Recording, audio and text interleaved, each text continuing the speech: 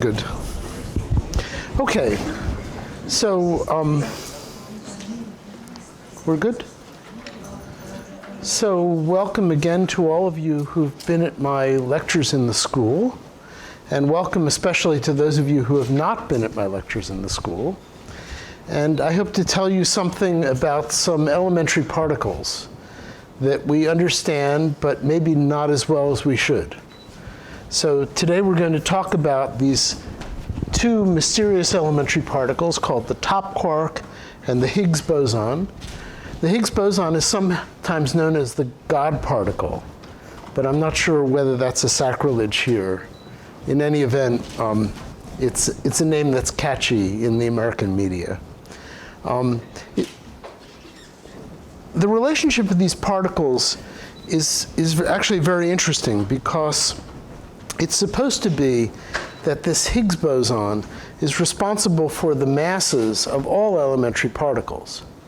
And on the other hand, the top quark is the heaviest known elementary particle. So in principle, the one that is most affected by the Higgs boson.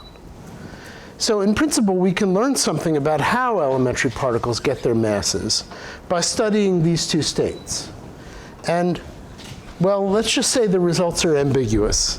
So let me tell you a little about that. So in particle physics, we're very proud of our achievements over the past few decades. We have something called the Standard Model, which explains the strong and weak interactions, all of the interactions that are observed to occur at the distances of a nucleus and smaller than a nucleus. And some aspects of this model, though, of course, are still out of reach. And so we're still trying to do scientific investigations to learn about them. And the most important of these concern the two heaviest particles in the theory, namely the top quark and the Higgs boson. I think we understand very well what these particles are, what they do, at least roughly, but we don't understand why they have these properties. And so that's what we're going to explore in this lecture. Now, there's a subtlety in when you discuss the properties of the top quark and the Higgs boson for a colloquium or general audience. And that is that these particles have a lot of unusual properties that we don't understand. But they also have unusual properties that we actually do understand, but in order to understand them, you have to be a physicist. So we'll talk about maybe the second kind first, and then we'll get into the first kind of problem, the thing that's really on the frontier of our understanding. Okay. Let's begin with the Higgs boson. As I said, the Higgs boson is supposed to be the origin of mass for all elementary particles. So this, ordinarily, when you say this to someone who's not a physicist, they say, that doesn't make any sense, because why do you need to give something mass? Stuff has mass. For example, if you look in my closet, you see something like this. And it has mass. So why does it need the Higgs boson? Okay, now, the statement that stuff has mass actually is not correct in fundamental physics. Some stuff can have mass, but other kinds of stuff is forbidden from having mass by the laws of Einstein's relativity. And this is actually a very interesting point, which is, as I say, well understood to physicists, but now I have to explain it to you. If I look at quantum particles, if I look at quantum matter, matter is made of elementary particles. Every particle has an attribute called a spin, which is to say almost all particles are small tops that spin on their axes. And actually in quantum mechanics, the number of spin states, the number of spin directions, is quantized. It's not a continuous variation, but there are specific choices. And those choices, it turns out, forbid particles to obtain mass under certain circumstances. So roughly, what has to happen is that particles the massive particles that we see really have two parts, and those parts have to fit together in some way, like these kitchen utensils, in order for the particle to become massive. And that may or may not be forbidden, so let me try and explain that. So let's start with an electron. An electron has a property which is called spin a half, which is the statement that it has exactly two possible spin states. If you think of an electron, a massless electron, of course massless particles move at the speed of light. You can't stop them, you can't slow them down. A massless particle moving at the speed of light can have two spin orientations, which we can call the left-handed orientation and the right-handed orientation. And they're shown in these two figures. If we consider a quantum of light, a photon, then that particle actually has three possible orientations. Left, yeah, that's right, left, right, and intermediate, although this one exists only in principle, actually. In the real world, there are no photons with this orientation, a statement that we'll have to reconsider at a certain stage. Now, in relativistic quantum theory, these two states are completely independent of each other. As long as the particle is massless, you can't turn one of these states into another by jiggling it in some way. But on the other hand, if you want to produce a mass, if you want to produce a mass for that state, then there is actually a problem that you have to confront. So let's look at it this way. Let's say I have a left-handed spinning particle moving not at the speed of light, but at some speed slower than the speed of light. It's spinning in this direction. Now, in Einstein's relativity, when anything is moving slower than the speed of light, you can run fast enough to catch up to it. And eventually you find it in a state like this, where it's at rest, of course spinning in the same direction. And then if you run even faster, you find it going the other way with respect to you as an observer, and still spinning in the same direction. Now, please look, it's a right-handed particle. So whereas a left-handed spinning thing and a right-handed spinning thing were totally independent when they were massless, when they're massive, by doing the transformations of relativity, you can turn one into another.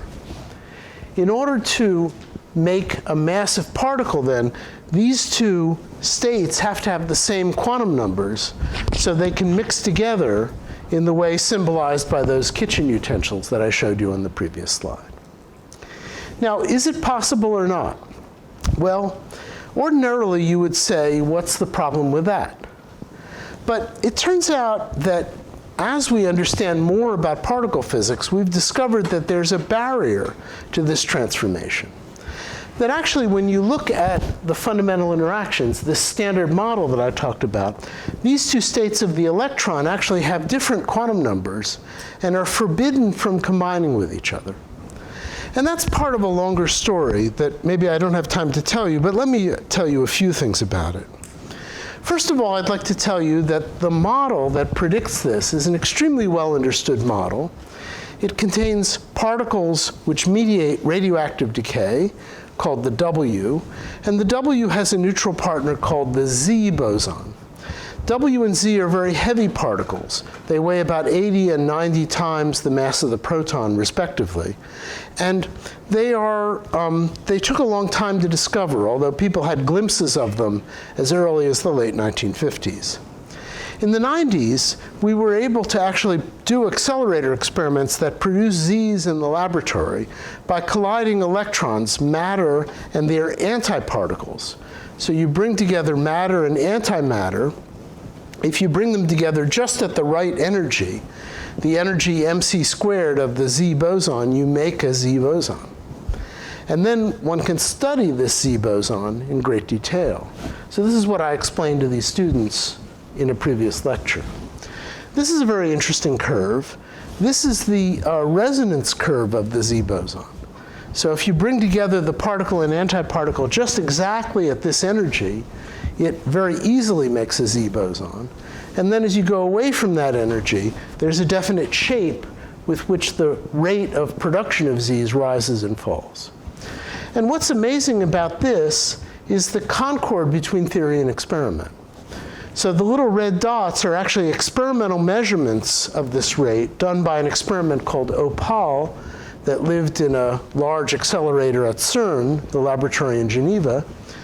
The black curve is a one-parameter fit, where the parameter is the position of the resonance. And you can see that there's fantastic agreement between those, the theory and the experiment. Both are very non-trivial. I mean, it's really, in each case, 100 man-years to develop each side of that. The theory actually includes all of the fundamental interactions. It includes, of course, the weak interaction, because this is the carrier of the weak interaction. It includes the strong interaction, because some of the properties of the Z boson have to do with its interaction with the quarks, and they actually contribute to the width of this curve in a significant way. And it has to do with electromagnetism, because electromagnetism is the effect that makes this curve, as you see, slightly asymmetric. It's slightly bent over to the high side. And that's an effect of quantum electrodynamics, which one had to compute very accurately. Now, among the things we've learned by doing these experiments is that there is a definite asymmetry between the left spinning particles and the right spinning particles. This curve gives one illustration of it. It involves a partner of the electron called the tau lepton, which can decay to a pi meson, a quantum of the strong interactions and the neutrino. It turns out that you can analyze the spin of the tau lepton by looking at the decay, and in particular the energy of the pion. And if you know some particle physics, you can figure out that a left-handed spinning tau produces a slow pion, and a right-handed spinning tau produces a fast pion. If you look at the data, what you see is that there are more slow pions than fast pions. So that means that somehow the Z particle couples more strongly to the left-handed tau than the right-handed tau. And there are other experiments that show that with the same ratio, the Z couples more strongly to the left-handed electron than the right-handed electron. But the Z couples to a charge, which in our theory is as fundamental as electric charge. So the left and right can't be put together unless something else happens. Okay. Well, as I said, there is a grand theory that includes all of these things. It was developed by these people, Sheldon Glashow, Abdus Salam, and Steven Weinberg. They're looking very smug in this picture because they are about to receive the Nobel Prize for creating this theory. Mr. Salam, unfortunately, is no longer with us, but whenever I meet Glashow or Weinberg, they're still looking very smug, because after now 30 years, we haven't been able to tear apart this theory and destroy it. Actually, it works better than ever as we do more and more experiments. Now, if the left-handed and right-handed electron have different quantum numbers, how can we put them together to make a massive particle? Well, it turns out that we need an agent which has some asymmetry in it that couples to both halves and can combine them. And this agent is called the Higgs boson, or the Higgs field. The Higgs field acquires a value. It fills space, essentially. So it's a non-zero field present everywhere in space. And when the Higgs field is there, it can change a left-handed electron into a right-handed electron. And the asymmetry comes because the value of the Higgs field could be plus or minus, or actually some other values as well.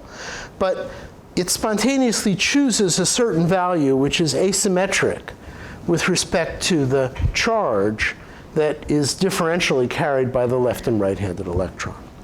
So we would view that as a kind of potential energy for which the symmetric point is here, but the minimum of the potential energy is at an asymmetrical point. Actually, there's a whole manifold of these asymmetrical points, but the universe, or the Higgs field in the universe, chooses one, and it sits down, let's say, pointing that way, in an asymmetrical configuration. And by virtue of that, it can make the flip of quantum numbers necessary to make the electron, the quarks, other things massive. And maybe I should also say, particles with larger masses have larger masses because they have a larger coupling to this Higgs field. Now, the idea of a field spontaneously breaking a symmetry, that is, it has a symmetrical equation of motion, but an asymmetrical configuration, this is nothing new. It happens macroscopically when you line up a pencil, for example, and you let it fall into a random direction. But it also happens with many degrees of freedom interlocked in specific systems that we meet in physics. An example is a magnet. In a magnet, we have a very large number, 10 to the 23rd, of iron atoms. Each one has a spin, which comes from the electron spin, which I just described. At high temperature, the magnet is oriented randomly. At low temperature, these spins line up. And they don't know which direction they're going to align in, but at least they like to be all pointed in the same direction. So that magnetization is an example of the kind of spontaneous symmetry breaking that we need from the Higgs field. Another example is a superconductor. I don't know how many of you have seen a demonstration that when you cool down, for example, aluminum to a few degrees above absolute zero, it begins to eject magnetic fields. And if you put a current through it, the current would actually flow frictionlessly without resistance. This is a picture of a demonstration. This is a magnet down here. Sorry, that's a magnet. This is a superconductor. And the superconductor repels the magnetic field of the magnet, and actually enough to actually levitate the magnet. Now, what happens in superconductivity and magnetism and many other systems is something that you can draw like this. If you look at the energy versus the momentum of a zero-mass particle, it turns out that they're exactly proportional. So the particles move at the speed of light, and a consequence of that is that their energy is equal to the speed of light times the momentum.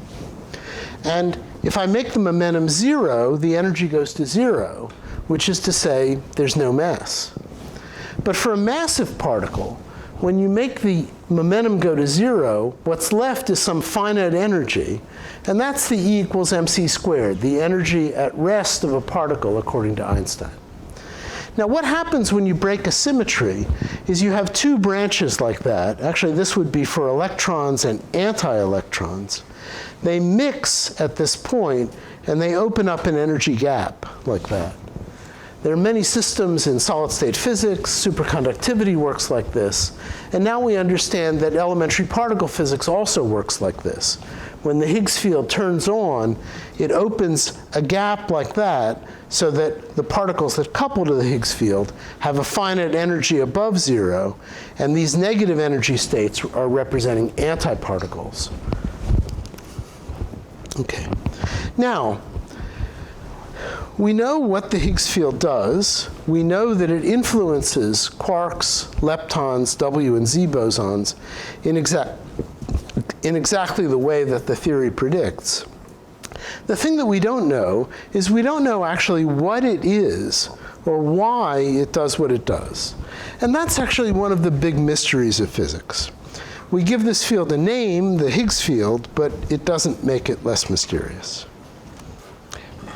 Now, despite the fact that the Higgs field is mysterious, or maybe because it's mysterious, you can go look for it. Now, it's hard to look for something which is quiescent and filling all of space. But in quantum mechanics, if you shake anything, the excitations are quantized. They're, again, elementary particles. And we can go look for those elementary particles. And so the elementary particles that occur when you wiggle the Higgs field are called Higgs bosons. And one can go look for them in accelerator experiments. Now, it turns out that the Higgs boson is short-lived if you produce it, but it decays to some definite things. And I explained to these students this morning that the Higgs can decay to 2 gamma rays, or it can decay to 4 so-called leptons, 2 electrons and 2 muons, or 4 muons, something like that. And well, if you collide together protons at a sufficiently high energy, you can actually produce these events, and you can look for decays that look like that. Well, you need quite a high energy. In fact, the energy that's required is the energy of this machine called the Large Hadron Collider in CERN in Geneva, Switzerland. It's an array of magnets 27 kilometers around, so it's really a macroscopic accelerator device. It circulates protons in opposite directions. They collide with one another, and they try to produce the Higgs boson and various other kinds of reactions. Let's look at a few scenes from that. First of all, when you collide elementary particles, of course, it's very difficult to visualize what's happening in the event. So you need a special purpose detector in order to detect the fast energetic particles that come out, eventually to take a picture of the event. In the Large Hadron Collider, the energies are the largest ones ever created by humans. And so the imaging of these events is also very subtle. And because when a particle is very energetic and moving relativistically, it's just hard to slow it down, they have to be enormous. And so this is a design of the ATLAS experiment, one of the 2 experiments whose results I'll talk about. You notice that, so what happens is a proton beam comes in like this, another proton beam comes in from this side. The beams are very carefully timed, so they collide right in the center. In the center, there's a device that tracks the charged particles. Outside of that, there's a magnet which bends the charged particles. Outside of that, there's a device called an electromagnetic calorimeter that visualizes the gamma rays that come out of the reaction. Outside of that, there's something called a hadron calorimeter, which visualizes other kinds of strongly interacting particles. And finally, anything that gets out of that, so from here to here, it's basically 5 meters of stuff. Anything that penetrates that is probably a particle called the muon. The muons are the main constituents of cosmic rays. And then one can track muons in this very interesting device on the outside. The whole thing is about 6 stories high. These are people, just for scale. I heard an ATLAS experimenter say, when we do the experiment, we ask these people to get out of the way. Okay, just to get an idea of the scale. Have a look at this thing here, which is a superconducting magnet that bends the muons. Here's a picture of that thing being delivered at CERN. So this monstrous thing is this tiny piece of the ATLAS detector. You get the idea. On the other side of the LHC, there's a detector like this. It's called the Compact Solenoidal Detector, or CMS. It's called compact because it's much smaller than the ATLAS detector. It's only 4 stories high. It's composed of rings of magnets, and then the various particle imaging stuff in the center. Again, these are people to get the scale. And here's a photograph of those rings of magnets being installed at CERN. And these are the people doing the installation. So you can get an idea, again, of the monstrous size of these experiments. Here is an event picture taken by ATLAS. So what happens here is that 2 protons come together. A quark from one proton hits a quark from another proton. They then go off at some angle, and as quarks rip through the vacuum of space, well, rip through space, not interacting with anything, but just basically pulling themselves apart from one another, they create lots of pi mesons, k mesons, protons, all of these strongly interacting particles. And then the tracks of those particles are visualized by the detector. And these green things represent the energy deposited when those particles smash into the thing that I called the calorimeter. So you see the two quarks coming out of this interaction region, moving back to back. And when they measured the energy, it turns out that the two quarks together have an energy which is half the original energy of the protons that went in. So this number, 7 TeV, is 7,000 times the rest mass of a proton. And that energy is being liberated in various processes, some of which are more interesting than others, but some of them are very interesting.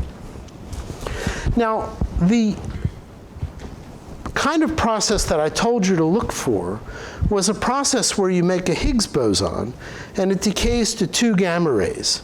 And a gamma ray would be seen as something that has no track, and then it has a deposition in the electromagnetic calorimeter, the thing which is supposed to measure the energy of gamma rays.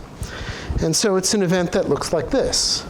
Of course, when the protons smash into each other, lots of other stuff comes out, and that's what you see here. But you see there's no energetic track that points from here to here, or from here to here.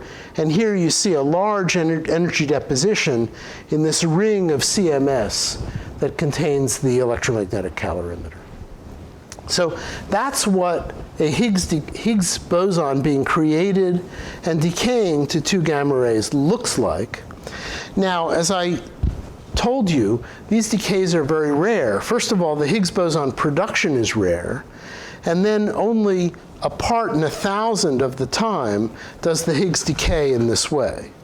And so eventually you have to keep taking the event pictures and pile them up, and actually you have to go through 2 trillion such event pictures to find one event like this. Hopefully you can get a computer to do it, because it takes a lot of time for graduate students to scan 2 trillion pictures.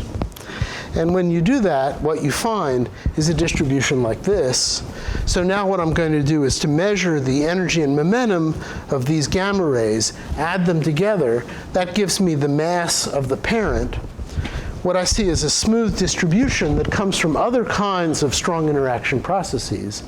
And on top of that, there's a signal at a definite place, 125 in these units of GeV. That is roughly 130 times the mass of the proton.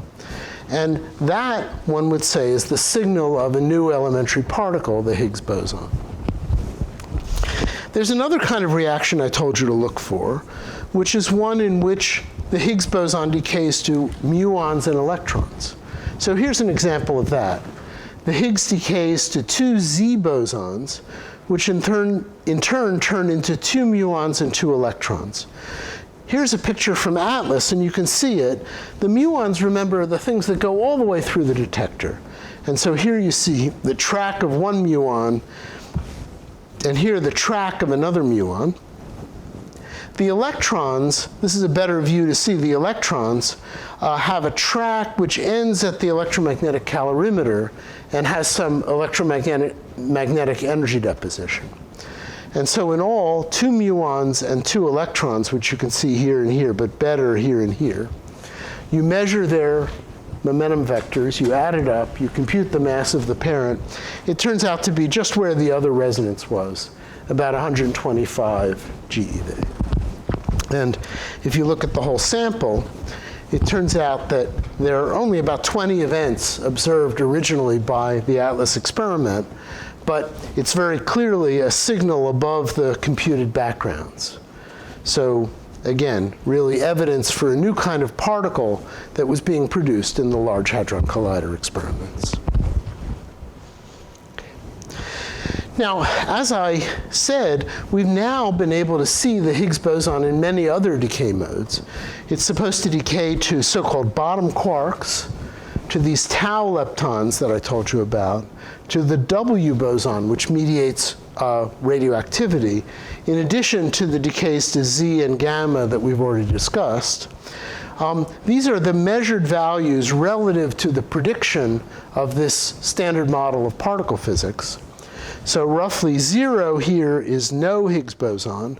1 is exactly what Glashow, Weinberg, and Salam would have expected. 2 is twice as many.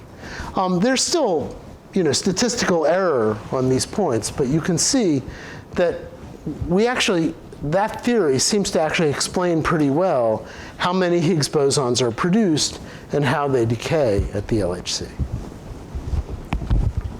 Can I ask a question? Please. The fact that most of them are actually to the right of the line, does that mean anything? Should we start interpreting that? I understand that individual data points are certainly within 1 sigma. Yes. But they're systematically to the right. We don't know, actually.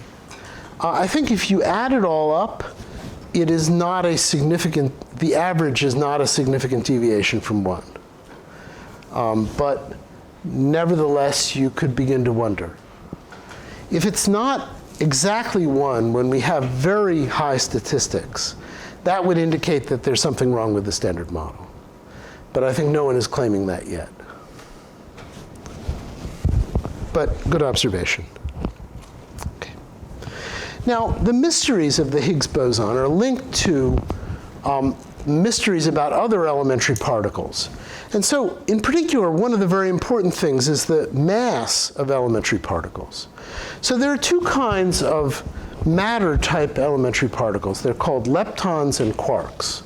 The leptons are the electron, the muon, the tau, which we talked about, and the neutrinos, these mysterious, chargeless, very fast-moving particles that appear in nature. The quarks are the building blocks of atomic nuclei. 2 U-type quarks and a D quark make a proton. 2 D-type quarks and a U quark make a neutron. There are other kinds of quarks, which I've listed on this slide, called S, B, C, and T. We don't know why they exist. As far as life is concerned, all we need is U and D. But nevertheless, they're there, and we should have an understanding of nature that includes them. Now, something odd is that the masses of these particles are all over the map. So I've written things here in units of GeV. A GeV is about the mass of a proton. And you see that the numbers are very different. The electron is half of 1,000th of a GeV. The heaviest known quark, the top quark, weighs 173 GeV. And the other particles span the whole range in between.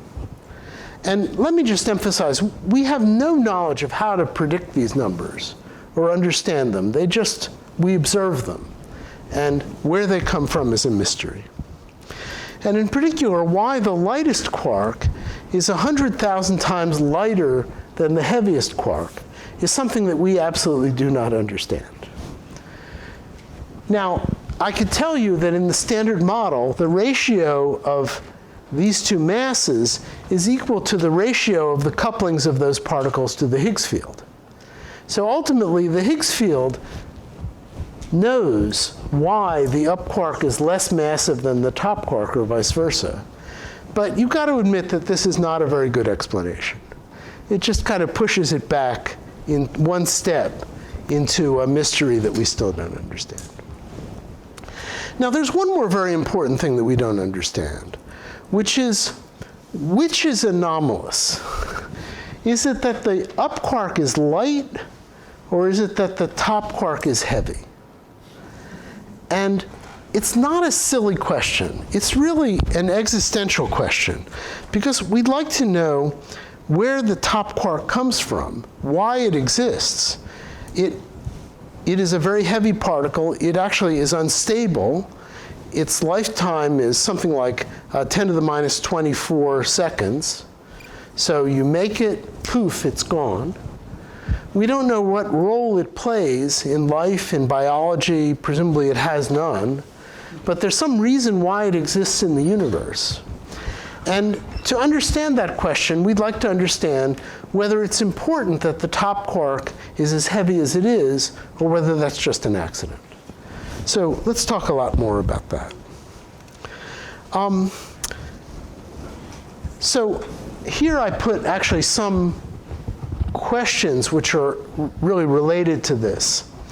Is the top quark a special quark whose large coupling is somehow connected to the story of what the Higgs boson does, and connected to the mechanism of this spontaneous symmetry breaking that I talked about? Or is the top quark a perfectly ordinary quark whose coupling to the Higgs field is of ordinary size, while the couplings of all the other quarks and leptons are highly suppressed? And this is obviously a dichotomy. If you believe in this, you would make one kind of fundamental theory. If you believe in this, you would make another kind of fundamental theory. And people go off in both directions, and so far they haven't met yet, or actually even succeeded, so what can I say? Okay, now the standard model allows us to express the strength of the coupling to the Higgs field in some units. And actually, it's interesting to write down the strength of all of the fundamental interactions in a numerical way. So let me just throw these numbers at you. So ordinarily, you think of electromagnetism as some kind of, well, maybe not the strongest interaction in the world, but something that we can definitely feel with electric fields. Actually, the strength of electromagnetism is described by a dimensionless number, which is the electron charge divided by 4 pi. And also, there are factor h bar c, the quantum and the speed of light, to make it dimensionless. And rather famously, that number is 137. Actually, 137 is a kind of mystical number. One of the really great astronomers of the early 20th century, Sir Arthur Eddington, actually went insane trying to explain the number 1 over 137. But it turns out, when you understand quantum field theory better, you find out that that's not a fundamental quantity. 137 is the result of the physical electron at large distances. If you go, as it were, inside the electron and peel off some levels of structure, it turns out that the strength of electromagnetism gets stronger. And for the weak interactions, the real strength is about 1 over 128. So it was actually fruitless to try and explain this number. And this is probably the number to which you should compare the other elementary forces. The W boson couples with a strength of 1 over 30. So actually, the weak interaction is actually considerably stronger than electromagnetism. The strong interaction, this is the strength of the coupling of the thing called the gluon that glues quarks together in the proton, is 1 over 9. So it's actually weak. It's not much stronger than the weak interaction. And on this scale, the strength of the coupling of the top quark to the Higgs boson is about 1 over 13. So it's a number that doesn't seem so different from the other numbers in this plot. And maybe that's some evidence that the top quark is a perfectly ordinary object that doesn't do anything special. The strength of the coupling of the Higgs boson to the bottom quark, the next heaviest quark, is 1 over 42,000. So maybe this is the funny number that we would have to explain. Okay. Now, the top Higgs coupling is large enough to create a surprising effect in top quark decay. Actually, the top quark is unstable, and actually, since it's so heavy, it can decay to a W boson just outright and a bottom quark. Now, most quarks decay through the weak interaction. That's radioactive decay. For example, ordinary beta decay is a down quark turning into an up quark and giving rise to an electron and an antineutrino. And the way that works is the down quark emits a W boson as a quantum fluctuation. But it doesn't have enough energy to make a whole W boson. It just exists as a quantum blip for a very short period of time, and then that W boson turns into the electron and the neutrino. But the top quark is so heavy that the decay can produce a real W boson, which subsequently decays either to a lepton or a pair of quarks. And actually, you can look for these W's in top decay, and let me show you a few pictures of that. Here's one of the first top quark events discovered at the Tevatron accelerator at Fermilab. Here is maybe the side picture of the reaction, and it kind of gives you an idea of what's going on. You see here, the decay is the top quark produces. So the idea is that one top quark will decay to a bottom quark and a W that decays to a quark and an antiquark. Each quark produces what we call a jet, a little bundle of pions, kaons, and other strongly interacting particles. So in the end, there are 4 jets in the reaction, the electron and a neutrino, which is unobservable. Here's the electron. You see 1, 2, 3, 4 jets. Actually, if you go really close in to the below a centimeter scale around the vertex, you see that 2 of the jets have a particle that somehow started here, went to here, and then decayed. And that is the so-called B meson that contains the B quark. So what we see is the top quark decaying to a B quark, which is identified by this flight path of a meson, plus some jets, and the other one decays to a B quark, the electron, and the unobserved neutrino. Here's some top quark pictures from the LHC. Here you see the same pattern. An electron, a 3-jet system here, and a B-tag jet coming down. If you unroll it and you look at the energy deposition, you can see, for example, on the hadronic side, there are 3 little patches of energy deposition representing the 3 jets. That's a blow-up of it. Let me just go past that. Here's a beautiful picture from the CMS experiment, where you see very clearly on each side 3 jets as the result of the top quark decay. And here, this is a somewhat complicated picture, but in this visualization from Atlas, each cone is a jet. The red thing there is a muon, and the dotted line here is the inferred direction of the neutrino, which went along with the muon. Now, when you get a sample of these things, you can actually do a kinematic reconstruction of the event. So you can actually figure out the angles between all of these tracks. And you can also boost. For example, you can view this event not in the lab, but in the rest frame of the top quark. So you can analyze very carefully how it decays. By the way, if you add up the energies of the jets, you get a pattern like this. So that's how we know that the top quark mass is 173 GeV. It's this big peak here. And if you take a pair of jets, it turns out that their distribution peaks exactly at the mass of the W boson. So we really can look at the kinematics of these events and understand perfectly well that it's a top quark decaying to a W and a jet, and the whole thing has a mass of 173 GeV. Okay. Now, since we can reconstruct the W bosons, we can also measure the properties of the W boson. And let me remind you again that a spin 1 particle has these 3 polarization states, the left spinning, the right spinning, and the intermediate one. And we can ask what fraction of these are made in top decay. And this turns out to be an interesting question for the following reason.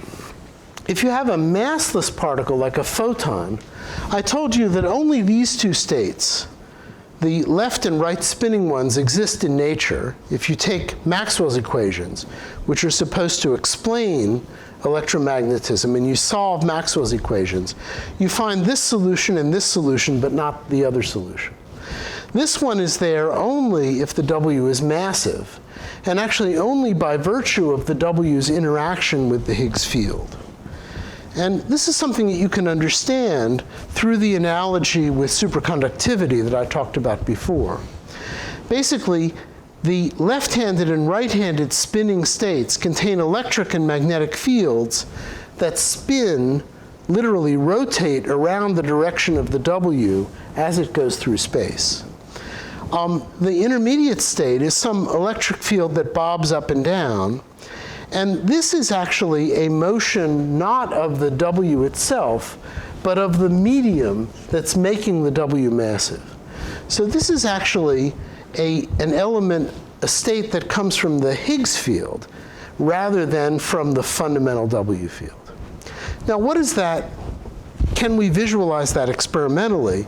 Well, it turns out that it's quite interesting that the top quark has this ordinary coupling to W's, but it has a strong coupling, as I've told you already, to the Higgs field.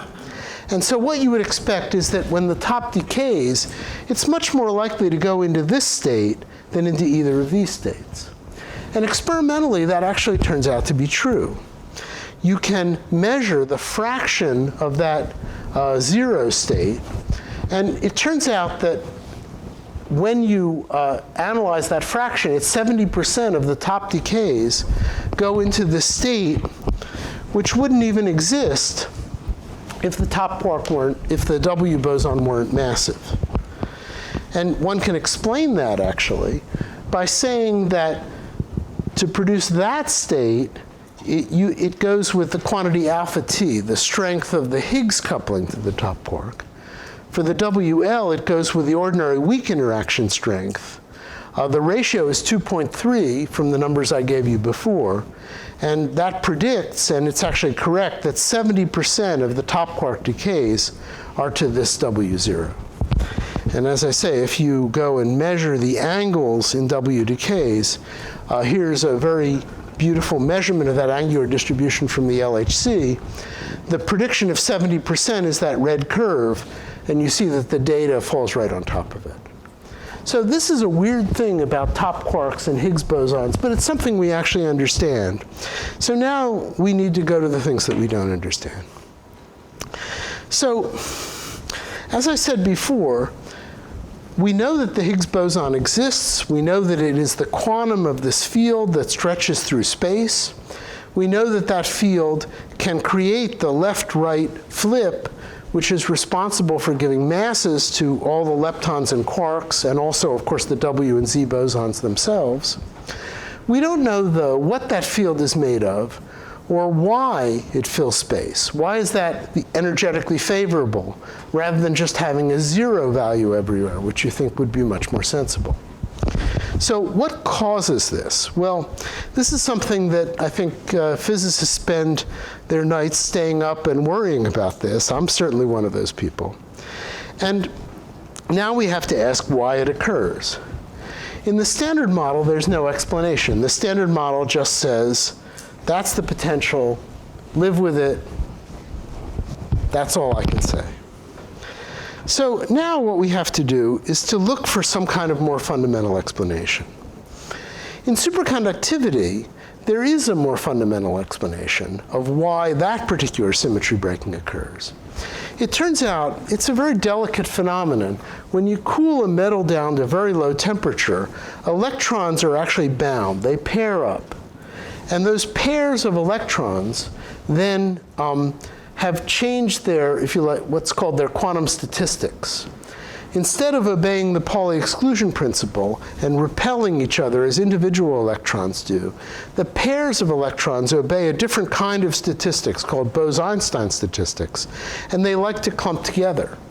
And so once you've made the pairs, you have something that can actually, as it were, condense and form a fluid of electron pairs inside the metal. So now the question is, can we find an explanation like that for symmetry breaking in the weak interactions? So let's see.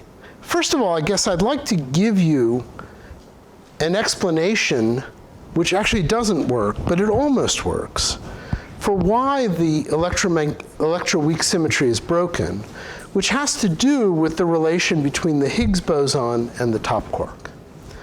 And that goes back to the picture that I showed you before of the the energy states of a particle which is massive, which involves particles and antiparticles. So it turns out that a massive fermion, like the electron or the top quark, is described by an equation called the Dirac equation. And the energy states of the Dirac equation are laid out something like this. There's the energy gap that I told you about. There's a set of energy states that begins at mc squared of the electron. And there's a set of energy states that comes to minus mc squared, and then it goes down to minus infinity. And electrons and top quarks obey the Pauli exclusion principle. So you can put one particle in each quantum state. And so to get the minimum energy, you would fill all of the negative energy states, and you would leave open all of the positive energy states. Now you can think about excitations. For example, if I put an electron here, that's a physical electron. But there's something else I could do, which is to take an electron out of this level and move it up to there. Then I have a physical electron here, but here I have what we might call a hole. A hole is the absence of an electron charge, which is to say it's an extra positive charge. And when the hole moves around, it moves around like a particle with the same mass as the electron, except it has a positive charge. If I bring together a hole and an electron, the electron can fall into the hole, and the electron and whatever that was annihilated. So this is antimatter. That hole is the antiparticle of the electron. We call it a positron. We can do the same thing with top quarks. Of course, for the electron, this is a very small energy, 1/2 of a 1,000th of a GeV. For the top quark, this gap is 170 GeV, so we need to have a lot more energy to bridge from here to here. But now let's think about what would happen if the Higgs boson, the Higgs field, didn't exist, and then we turn it on. If there were no Higgs field, the top quark, like the electron, would have two pieces, the left and right piece, and they would be forbidden from coming together. So the spectrum of top quark states would look like this. The top quark would be massless, the negative energy states would be filled, the positive energy states would be empty. Now turn on the Higgs field. If we do that, that will open a gap. And it will raise the energy of these states, and it will lower the energy of these states. And that will decrease the energy of space. So this is energetically favorable.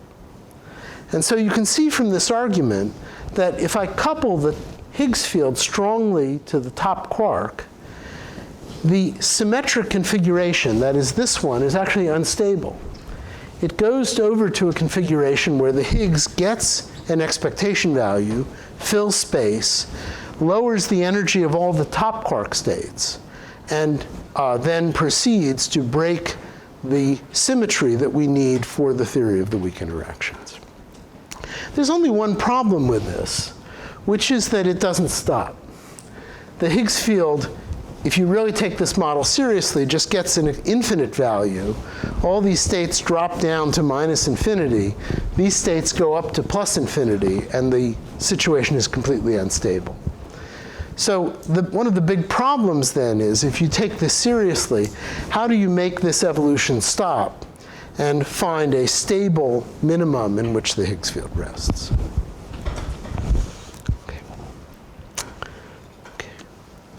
So to make sense of this calculation that I just did for you in a pictorial way, we need to figure out some way in which we can give some more structure to the Higgs field, so we can give it a context in which we can actually calculate a potential that goes down and comes back up again. And there are various ways of doing that, and I'd like to just quickly go through a few of them and talk about the experimental tests of those ways. Which way is the right one is still a mystery. And as I say, with my colleagues, we still fight about this every day, and we don't come to any conclusion. And also the experiments are very inconclusive, as we'll see. So the first thing you can do is say that the mechanism of symmetry breaking in the weak interactions is just the same as in superconductivity. The Higgs field is made of some more elementary particles. They form pairs. The pairs condense. Instead of condensing and forming a fluid in a metal, they form a fluid in all of space. And that idea was proposed in the late 1970s. It's called Technicolor. It's a very attractive theory. As I've told these people in the lectures, it has lots of really beautiful properties in terms of explaining aspects of the weak interaction that we wouldn't otherwise understand. Unfortunately, we now know that this beautiful theory is completely wrong. And probably the most important reason for that is that in this theory, there is no light Higgs boson. The Higgs boson would weigh, instead of 100 GeV, it would weigh 1,000 GeV. And it would not be apparent as a resonance in the way that I showed you it really is in nature. So this is a nice idea. Just copy superconductivity, but it doesn't work. Throw it away. The next idea is that the Higgs is an elementary scalar field, but there's some symmetry that keeps it from getting a mass, so it has an absolutely flat potential. And then we turn on its coupling to the top quark, and that makes the potential curve in some way. And with sufficient control over the theory, you can actually compute that. There are such symmetries that you could invoke. One of the nice ones is called supersymmetry. Unfortunately, I don't really have time to give you a full explanation of what supersymmetry is. But let's just say that for every fermion, there's also a field which is related to that fermion. For each quark and lepton, there's a new field related to that. For every vector boson, like the photon, the W, and the Z, there's a new kind of matter field associated with that. And the interplay between the particles we know about and these new particles is such as to generate a Higgs potential which is absolutely flat. And then when we introduce the coupling to the top quark, something interesting happens. So what happens is that there are interactions between the new top quark fields and the Higgs boson. And those interactions, actually, you can compute the change in the potential of the Higgs field that comes from this process represented diagrammatically here. It turns out that it does the right thing. It bends the potential down, forms an asymmetrical minimum, and that minimum turns out to be stable.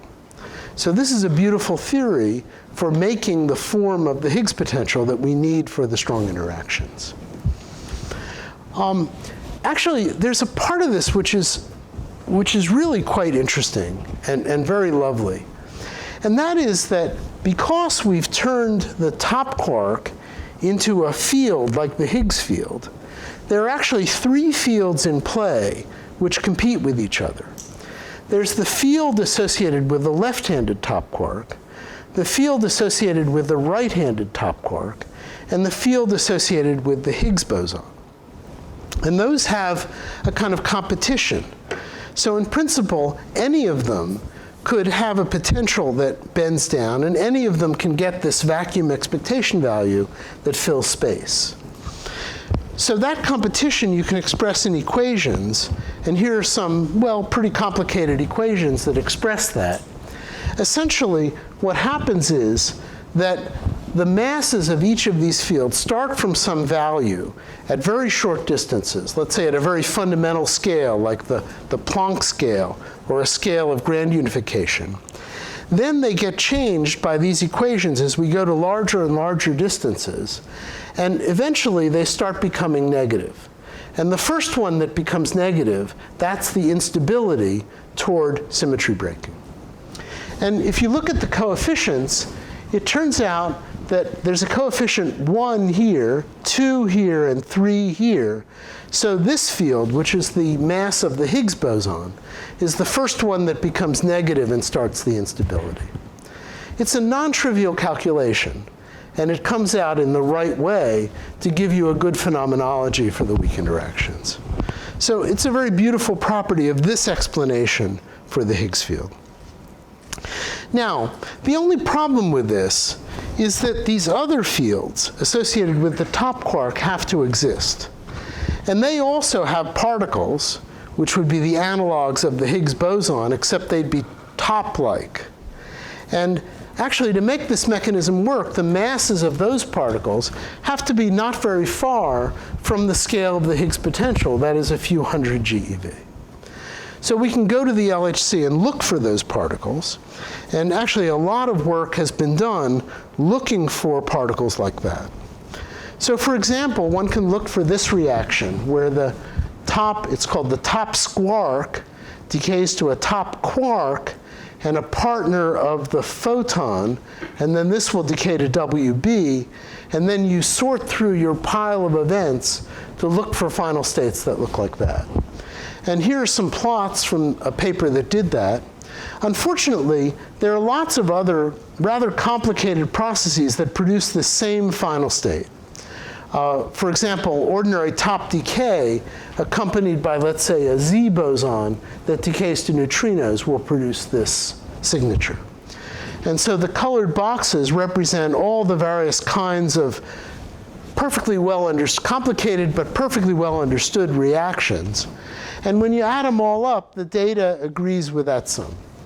So there's no room here for the top quark. And this actually is the current situation in terms of the searches for the top squark. This is now 1,000 GeV. I told you that squark would have to be in this range of a few hundred GeV. This is the particle that it decays to, the partner under supersymmetry of the photon. That usually is thought not to be so high, although it could be up here somewhere. But this range of those two masses is actually excluded by the searches at the LHC. So ordinarily, for the mechanism I told you, you'd like to be living in this region. And unfortunately, people looked, it's not there. Maybe you could go to some other regions of this space, but we're still looking very hard for those particles. Now, another thing that we could try to do is to think about the Higgs boson as another kind of composite particle. Maybe not the thing that directly condenses, but another kind of particle called a Goldstone boson. And there's a class of theories that use this idea. You make composite particles that don't condense, then you couple them to the top quark, and that generates, in a similar way to what I described in supersymmetry, a small potential that bends down and creates an asymmetric vacuum.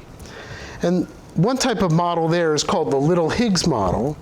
And in that model, actually, again, things work very beautifully. You introduce some top quark multiplets. You also have to include some massive partners of the top quark, which I call capital T. This is the diagram that represents the effect that I showed you pictorially, which generates a negative bending down of the potential, but then it doesn't stop. But then it turns out that if you include, in particular, this diagram, which includes the capital T, that causes the potential to bend up again, and it gives you a very beautiful and consistent minimum. And this is some technical term, but in fact, this theory does work to produce a Higgs potential of the right kind. And here's the formula. Please excuse me for burdening you with a formula. But the important part of it is that it has a negative sign in front of it. So it means the potential does bend down correctly. Ultimately, that negative sign is the same instability that we saw in the pictorial argument. But now it's controlled by adding this additional structure. The mechanism is beautiful, but to make it work, the heavy partners of the top quark must exist. And so again, we go to the LHC and see if we can find them. So here is a typical slide from a paper that looks for these things. Once again, what you're looking for is the capital T decaying to WB. So you're looking for something like top quark production, but with much larger mass. Maybe it would be over here somewhere. And here's the data, and you see that there's no evidence for anything that's being produced with that large mass. So people have done this kind of study also very systematically. So you can think of the top partners, they could decay to WB, they could decay to Z on top, or they could decay to Higgs on top. And if you think about that, you can draw everything in a triangle where you don't have to know what the various probabilities are of these three decays. You just know that they add up to 1. So this is the probability that the top quark, let me just get that correct with this, decays to WB. This is the probability that that quark will decay to a Higgs boson and a top quark. And then to the extent that these two probabilities don't add up to 1, the third probability is that the top quark can decay to a Z and a top quark. And so you just let that hypothesis be free, and you do different experiments that exclude different areas of this triangle. And what's plotted here are different hypotheses for the mass of the top partner. And as you see, there are like 5 different experiments here that exclude different regions of this triangle. And when you put them together, they're all excluded. So that particle is not at a mass of 800 GeV, or 900, or 1,000, or actually even 1,100 GeV. Some little phase space opens when you get to about 130 times the mass of the proton. So 1,300 times the mass of the proton. So that's a little discouraging, but maybe at higher mass, if we look harder, if we think of some other decay channel maybe that we hadn't thought of, that particle might appear. But so far it's a mystery. In this, again, very beautiful scenario that explains the Higgs boson and has a nice role of the top quark in that explanation, it predicts a particle that apparently doesn't exist. So maybe I should bring this talk to an end. There's one more topic, but let's skip through that. We do not know the role of the top quark in the broader picture of weak interactions. In the same way, we do not know why the Higgs boson has the property of filling space in an asymmetrical configuration. We know those particles exist. We know they have these properties. It's highly suggested in the way that I've explained in this talk that those two things fit together into a picture. But there are many elements of that picture that are still missing. And to discover those elements, we need to do new experiments with elementary particles, maybe different kinds of reactions, maybe at higher energy. The answers are out there, but we're still searching for them. So I hope that gives you a little picture of where we are today in elementary particle physics. And I hope you find these ideas interesting, and maybe some of you might like to pursue them.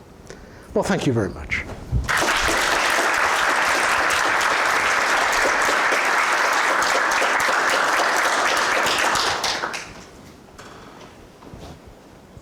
Okay, questions? Yes? Other than these possible models, do we have other things to increase the energy of the current experiments or for further experiments? Well, maybe I should just say, first of all, there's nothing inexpensive about elementary particle physics. I mean, the cost of the LHC is something like $5 or $6 billion. It's a large facility. It's, as I said, a ring of 27 kilometers. The big question that we face now is, what can we do for a cost that society is willing to pay for? And it's a hard question, because if you think about building something bigger or more powerful, it would probably also be more expensive. So I think the whole community is grappling with that now. So one idea that people at CERN have is to build a tunnel, which would be a new tunnel 4 times the circumference of the LHC tunnel. And with that, you could go to energies 7 times the energy of the LHC, and then you can explore. But frankly, you can't like say, I will discover such and such a thing if I build this machine. You can only say, I hope to discover it. And the cost is something like $30 billion. So that's very scary. There's another strategy, which is a strategy that I talked about this morning in my lectures, which is to build a different kind of machine, an electron-positron, electron-anti-electron collider, that would look at the Higgs boson and study its properties with high precision. And that seems to be affordable, quote, affordable, in the sense that the cost is roughly the cost of the LHC. But then you still have to find a government that will give you $5 or $6 billion. And so that's discussions that are going on now. And then there are various machines that are proposed in these classes in different parts of the world. I'm very involved in advocacy for an accelerator in Japan that would do precision experiments on the Higgs boson. But, you know, unless there's a new accelerator, or unless the LHC, as it continues its run, will turn up some evidence for these particles, we're kind of at an impasse. I mean, we know there's something out there. We know there's a new mechanism that we have to discover, but we don't have clues as to what the nature of that mechanism is. And that's where we are now. I was trying to ask if there are other motivations other than these things to build up the devices. Well, certainly there's one more very important motivation, which has to do not with questions of elementary particle physics so much as questions of astronomy and cosmology. Because we also know, and this was the topic, no, I guess this will be the topic of a later public lecture in the series, that most of the matter in the universe is not contained within this standard model that I talked about. So we can look at the universe, we can see where matter is, and then we also see where stars are, and luminous matter, and clouds of gas. And it turns out that there is a large amount of matter. In fact, most of the matter in the universe is not in stars, gas, etc., but in some new kind of particle called dark matter. And dark matter is 85% of the mass in particles in the universe. And there is no natural place for it within this thing that I called the standard model. In supersymmetry, there are places for it. So maybe that's a motivation for believing in supersymmetry. In other kinds of these advanced models, you can find other places for dark matter. But there's no standard place. And maybe I should also say, in supersymmetry, the same exclusion that I talked about here also makes it somewhat less likely that you can make an explanation for dark matter. But nevertheless, you know, this is something that's very compelling to particle physicists, that 80% of the mass of the universe is not in our equations. And so another reason for building accelerators is to look for some production of those particles, and maybe if we can really create them in the lab, we can understand precisely what they are. So that's another important explanation. And then I think you can go on, but these two things are the really important things. What is dark matter? Where do quark and lepton masses come from? Why does the Higgs boson do what it does? It points to some bigger theory that we're trying to grasp, but we're not succeeding. And if we could grasp it, you know, who knows what's out there. Okay. Other questions? Yes? My question about Suzy. Yes? Up to 10 TeV, there is not any signal of S particles. Yes? And upper limits excluded by natural Higgs boson. Okay. What do you think about Suzy theories? Well, you know, 10 years ago, I would have said, when the LHC turned on, we will discover supersymmetric particles. In fact, I'll be totally honest, I said that, but it didn't happen. So I still think SUSY is very attractive, but you're absolutely right. It's now very strongly constrained, and the most attractive regions, the regions of its parameter space that were most attractive then, are excluded. I think there are other kinds of models, in fact, I indicated that in this talk, that are very much alive. We don't understand them as well as supersymmetry, but maybe that's a good thing, because there can still be surprises that would explain, for example, why the mass scale is so large compared to the mass scale of the Higgs boson. And so right now, I'm kind of ambivalent.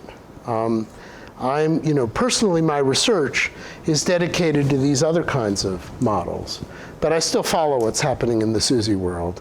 And I still hope that a supersymmetric particle will be discovered. Other questions?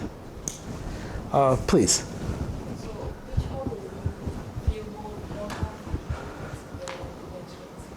Well, don't ask me. I've been wrong before.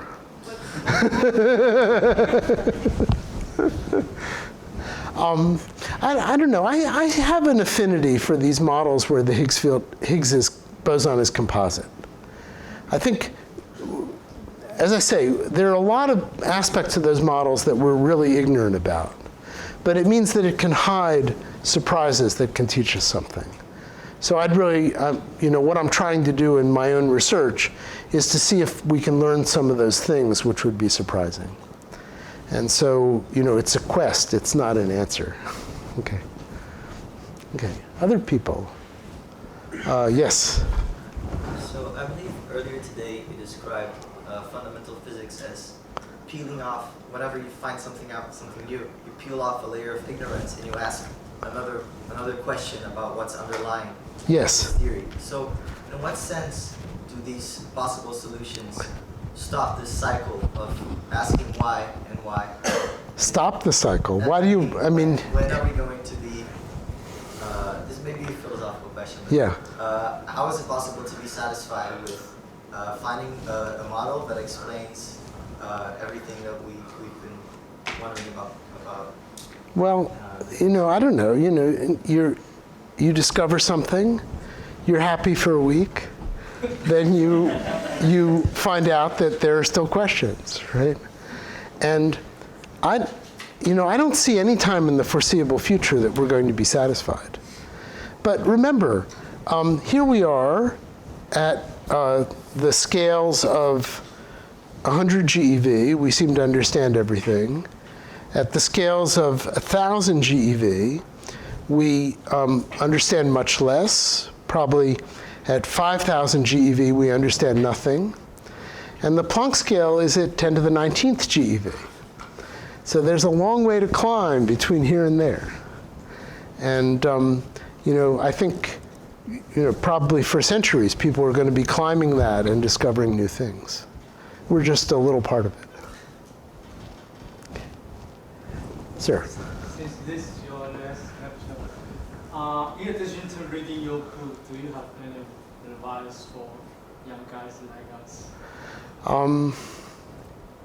Well,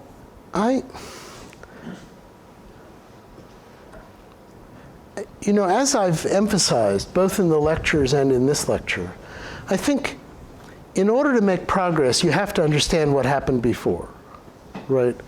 If you do not know what the standard model predicts, then it's very hard to figure out when you see something, whether it's a discovery or whether it's just something that you already should have known. And I think it's very important when you're thinking about the really deep questions in nature to also learn about what we already understand and to use that as a foundation to jump forward.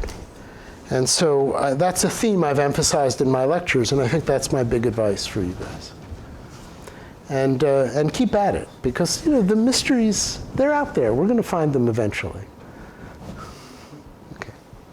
Anyone else?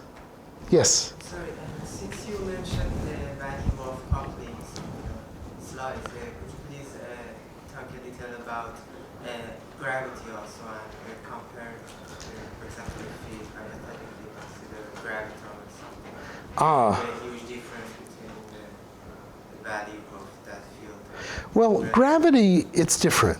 I mean, gravity does not couple with the dimensionless coupling. And so there's a scale, an energy scale, at which gravity has similar strength to the other couplings. And that energy scale would be about 10 to the 18 GeV. So as I said, we have to climb very far up the ladder to get to the point where gravity has equivalent significance to the other fields in nature, viewed as the interaction of particles. Now, gravity has its own mysteries. Black holes, does quantum mechanics break down in the context of a black hole? I believe the answer is no, but it's a big question, and you can't just answer that question no, because there are big paradoxes associated with it that you have to understand, which I confess I don't understand. So the quantum theory of gravity is itself a very interesting study. But it doesn't have to do with elementary particle physics unless you think about energies of 10 to the 17 or 10 to the 18 GeV. I'm not discouraging you from thinking about that. I'm just pointing something out. So at the time of Big Bang? Well, at the time of the Big Bang, gravity might have been relevant. It depends what the temperature of the Big Bang was. Okay, we don't know that. It could have been a GeV. It could have been 10 to the 19 GeV. Anywhere in between, you can make a model of the Big Bang.